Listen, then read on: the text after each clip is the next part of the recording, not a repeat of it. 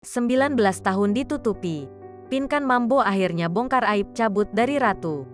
Pinkan Mambo akhirnya buka suara setelah 19 tahun cabut dari grup musik Ratu.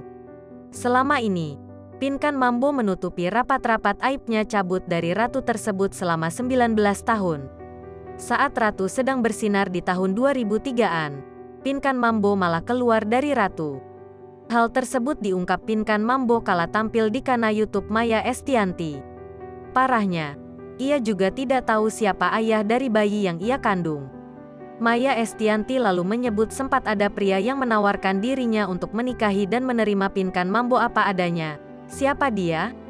Gelak tawa mewarnai pertemuan Maya Estianty dan Pinkan Mambo yang ceria mengurai kisah masa lalu mereka. Termasuk soal Maya Estianty yang kebingungan menghadapi perangai Pinkan Mambo.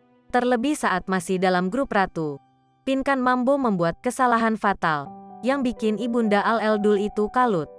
Ya, saat karirnya tengah menanjak, Pinkan Mambo justru mengaku hamil di luar nikah. Kabar di tahun 2006 tersebut sontak membuat Maya Estianty bak tersambar petir di siang bolong. Di tengah kegusaran Maya dan Ahmad Dhani yang kala itu jadi tim pembentuk Ratu, ada seorang pria yang bak pahlawan ingin menyelesaikan masalah Pinkan Mambo. Mengetahui niat mulia sang pria, Maya pun terkagum-kagum. Namun nyatanya, Pinkan Mambo menolak cinta pria yang siap bertanggung jawab tersebut.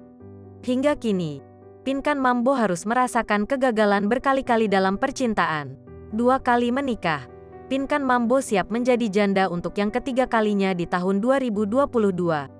Sosok pria yang nyaris menikahi Pinkan melihat Pinkan Mambo segera bercerai.